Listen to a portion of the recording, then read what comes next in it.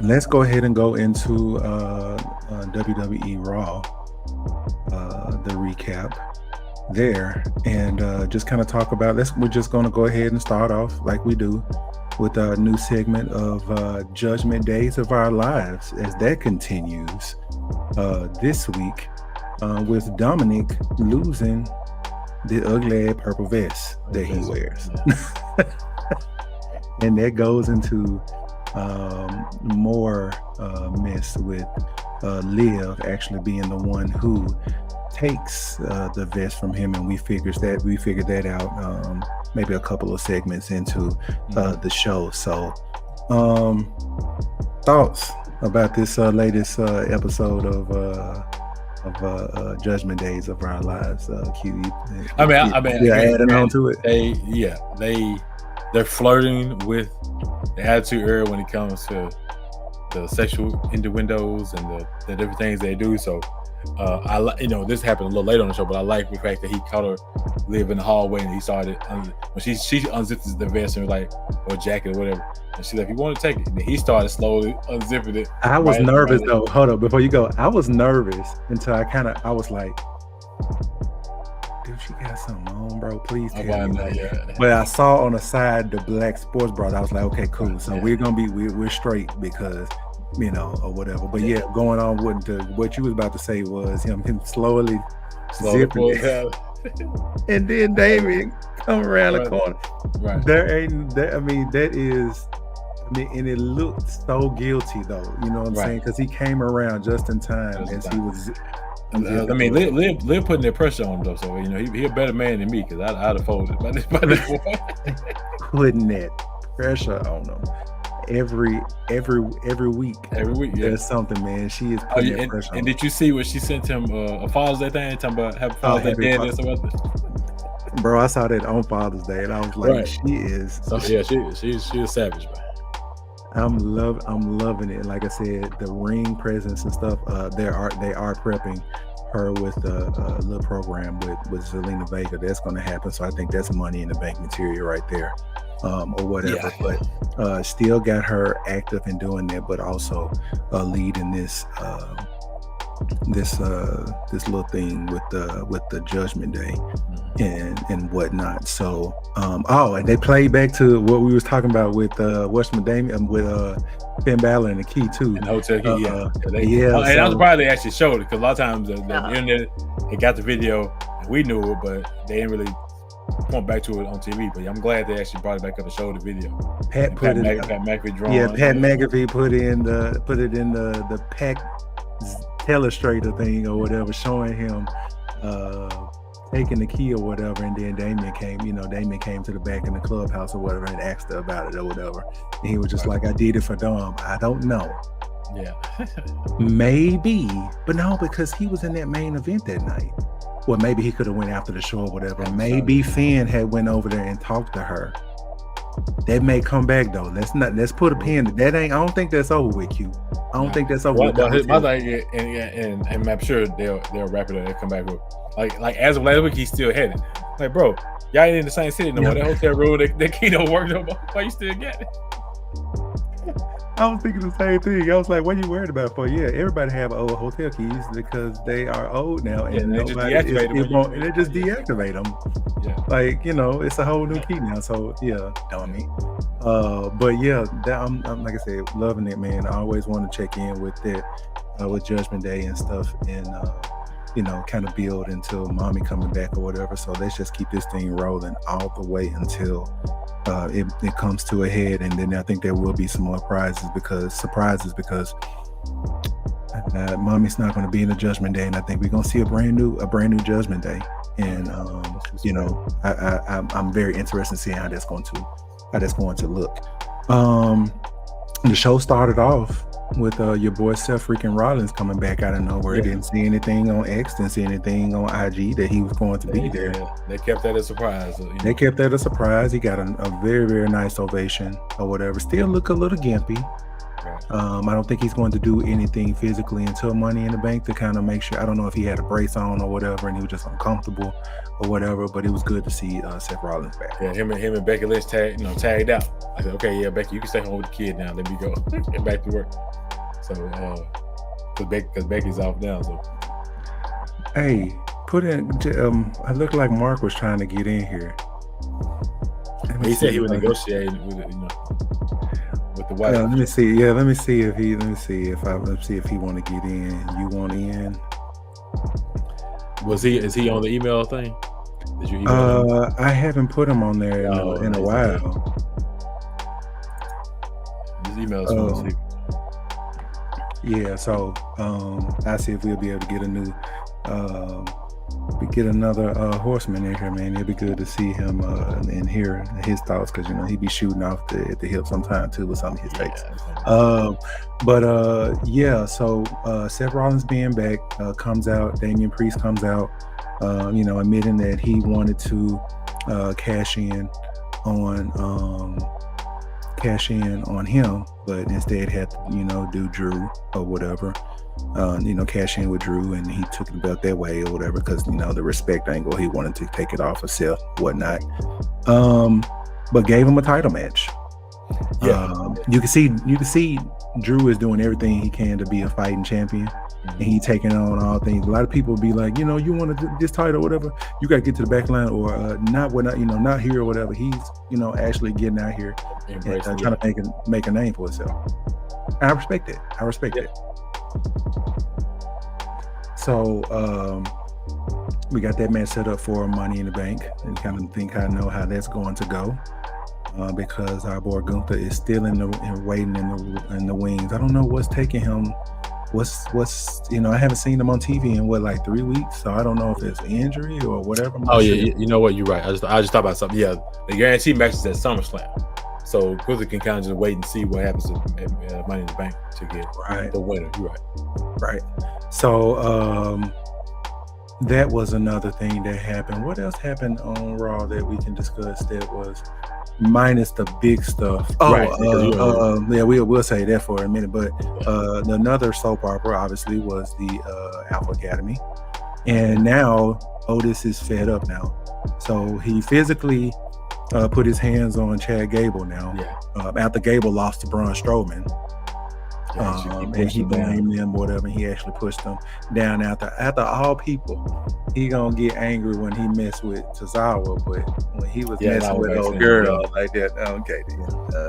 I know this won't happen because she's making way more money now than she was in WWE. But I won't, because again, it hasn't been identified on TV as far as any type of romantic feeling between Otis and Maxine. But they always walk to the ring, holding each other's hands, or her hand up on his arm. Don't you do it? If we get Mandy Rose, don't you do it? Like, and you can even play it out very similar to Liv. I was like, don't you do it? I love it though. And then Otis come like, you didn't want me until I got with somebody else type thing. So I would like Mandy Rose coming back. It's crazy that she got let go because she had like an OnlyFans page or something like that. But I forgot totally what it is. But I've been hearing some rumblings that she may be on the road back. So I don't know if all is forgiven or whatever, or there's a common ground between that or whatever. But that would, Mandy Rose coming back, you know what I'm saying? Even, starting back down in NXT or whatever, and making cameo stuff like that. And that would keep Otis, kind of relevant and stuff like that too. And I think, with Otis, you can still put him in the IC title picture too, because he's still tied up in all this stuff as well. So interesting to see how that go. Speaking of IC title, Sami Zayn got new challengers. Challengers, plural. Because I saw something that somebody was like, it could be a fatal 4-way at Money in the Bank with Breakker. Go ahead. you can't do a one-on-one right now because you're trying to still keep Braun Breaker strong. So if you have a multiple, then Sammy can pin somebody else, and Braun still looks strong. And so it may be Braun Breaker, Ludwig, Kaiser, and then maybe a couple more or something. Yeah, and maybe Chris Puma will make his appearance at Money in the Bank on SummerSlam, depending on what Ricochet. If he's out for a long time, it'd be SummerSlam. But you could do Prince Puma versus Braun, but they got to keep him strong though. So I don't know if unless there's a disqualification or whatever, but you can have Puma come back in Money in the Bank, and if you go all the way, and then it gives them both a SummerSlam match, and stuff like that. So I don't know. We shall see, because I still think Ricochet ain't going nowhere. I'm with you, brother, on that. Ricochet is gone, but Prince Puma is out there possibly as well. So I'm digging the fatal 4-way, and to add on what you're saying, that keeps Kaiser growing. It keeps Braun Braun Breaker strong as well. And who was the other individual? That was Braun Breaker, the Spirit, Braun, Ludwig, and Sheamus. Yes, Sheamus. Yeah. Sheamus. He could take. I do. I do want Sheamus to eventually, get that title, because that will complete his Grand Slam, because that's the only title he has not won in WWE. His Intercontinental title. And they're playing off of it and stuff as well. Right. So yeah, that would be a good way to actually obviously get Sheamus the belt as well. You can give him to him that way. Because Sami Zayn will probably won't get pinned, so maybe it'll be Kaiser to take the L. They get pinned, and for him to do that. But I don't know. I think everybody's still loving the fact that Sami is the IC champ and going to push him as long as they can. Don't know if he's going to be past SummerSlam as the champion, but hey, we'll see. Let's see. So we had that. The tag champs were there. Got their first title defense coming up against Shayna and company. I saw that. Money in the Bank qualifiers for both men and women. Starting with the women, Io Sky took it. With some interference, obviously, from Liv, who came down and distracted. With Zelina and what was the other chick name? Oh gosh, she just got here. She beat Kiana James. I gotta make sure. Yeah, but Kiana James. So Kiana James took the L in that one, and Io. And Kiana James is a sister. She is black. She doesn't really come off of that at first when you first see her, but she is. I think one of her parents is black. Yeah. Okay. Kiana James. Happy Juneteenth. I saw that doing really well. The one I think back in February, Black History Month. Yeah. Okay. Dig it. James is a black last name kind of too, if you think about it. Yeah. I can do a whole thing on that, man, with black last names. Then on the men's side of things, Jey Uso, Rey Mysterio, and Finn Balor. Now I was seeing on Twitter that there has been this push for Finn Balor to win Money in the Bank. I don't know about two people back-to-back Judgment Day people winning it or whatever, but they were hell bent on Finn Balor. Try to cause attention. Yeah, attention for him. Nope. When they announced this match, it was some people that was pissed off about the fact that Jay and Finn were in the same match, and everybody knew Jay was going to win. Yeah, and I think and they may have one of them things. They always tend to do this sometimes.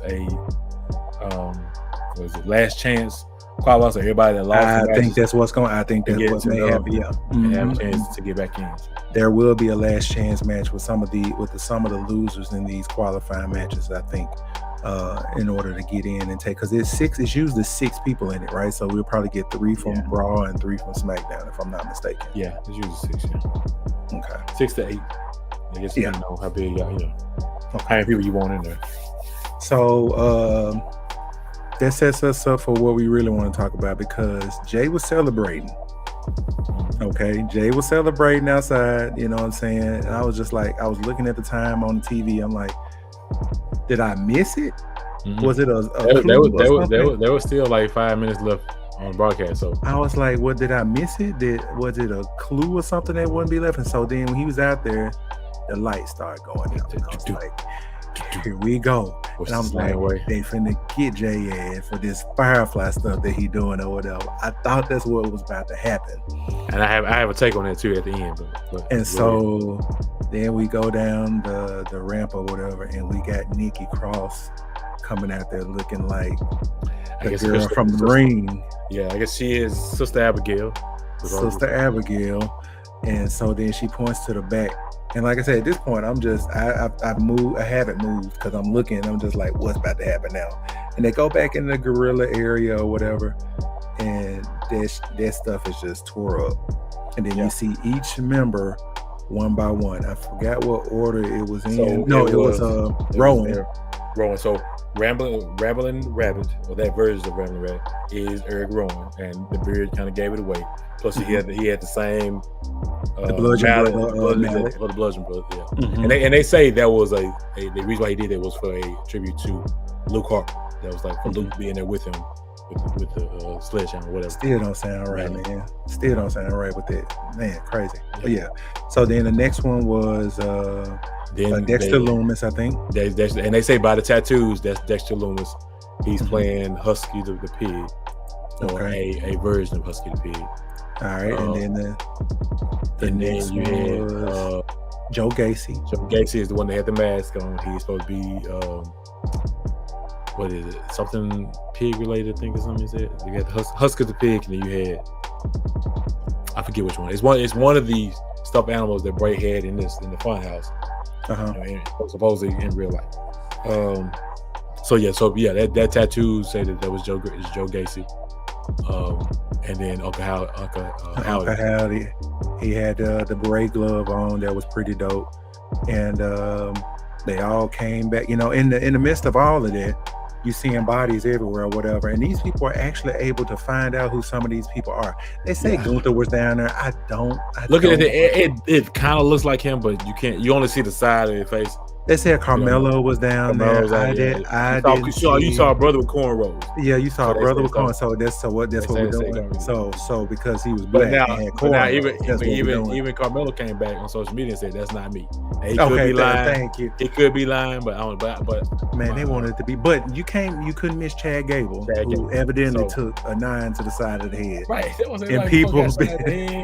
Blood splatter on the wall, like what the hell? Yeah, like blood on the side of the wall, like you ever seen the show? You ever seen the show Dexter? Yes, he was a blood splatter expert. Yes, how the person was killed. I haven't watched the very last. They did when they came back. Yeah, I haven't watched that one, and thank you for reminding me because I want to go back and check it out because I think they're still not done with Dexter. Because I saw that new season 2 and it did still well. It kind of ended where we went. Okay, that's enough. Yeah, it's open. That's enough. Yeah. Thank you. It's been so long since I watched it. I forgot what happened anyway. But I keep forgetting about it and every time I hear Dexter Loomis and stuff, I think about it. Then you just said the show, so I got to go back and watch this. So they give me something to watch at night when my wife go to sleep on me at like 8:45. And so everybody comes out, man, and come out to a nice ovation, and he hits us with the "We're here," blows out the thing, and it goes off. Hey, cinematic, love it, but I do have my reservations. I'm gonna hold it and let you go because you were saying something about. So here's my take, and I'm gonna say my part, and then I'm gonna say why based on another video I saw. Okay. So everybody assumes now. Well, two things. They keep saying the Y is 6, like the number 6. There's only 5 of them. They've seen it on writing that they spell it 6, like they're being sick. Like they're sick, right? So we may not get another person. It may just be 5. They just call themselves the Y 6. They're like sick individuals. Mm-hmm. So here's my take. Everybody assumed because of the horror and the spookiness of it that this is going to be a heel faction. I actually think it's going to be a babyface faction. And I'm going to tell you why based on a video I saw earlier. If those people are who they say they are that got beat up and destroyed backstage, it's all about people that have turned on their quote unquote family. Because Bray Wyatt has always been about family. Chad Gable, how he's been treating the Alpha Academy, his family. If that is Carmelo Hayes, how he treated Trick Williams and how he left Trick and abandoned him. If it is Gunther, how Gunther handled the Giovanni dude, getting Luke to kick him out the group. So you got all these former people, all these people that are part of a family that they have done something to destroy that family. Okay. Now, so we'll see. If it continues to go down that road, I would not be surprised if the Wyatt Six is a babyface faction and they going after the heels in the back as opposed to going after the good guys. But that's my take. We'll wait and see how it plays out, but I would not be shocked if that happens. Okay. All right, I got you. Hold on a second again. Right, I'm writing this stuff down. Okay. All right, so this is what I'm concerned with. Out of all this stuff that's been going on, they cannot start slow. No, this was a good way of coming out and introducing us to the thing. I thought that it could have been done better. Like, I would have did a build up, because I mean the QR codes and stuff like that, that's all right. I get it and stuff like that. But I said I wouldn't want all 5 of them to be show up at the same time. But they pulled it off. So I'm cool with it. Yeah. But if I would have did it, maybe I would have had each person, man, this would have been drugged for 5 weeks. We have those walk-ups in the backstage and stuff like that. If you have people kind of peek out behind the little shelf or something like that, just even like a half, just half or something, and then a QR code pop or whatever, and it goes away. That would have been kind of cool. But they pulled it off. I'm cool. Yeah. Now, going back to what you said about the Y6, not SIX, but 6 like EO6. The 6th one was supposed to be for Bray. I think they're still leaving room open. And it asks me, and it makes me to believe in what we've been hearing for months. Where's Alexa Bliss? Yeah, see, I've heard that too. So some people are saying the 6th member is supposed to be a spiritual one and Bray watching over them. Other people say, well, Alexa Bliss is supposed to be part of this group and she hasn't come back yet. So because she was the one that was open, just pretty much ran the Fiend, you know what I'm saying? She was the one that she was having those problems before she left, had her baby or whatever.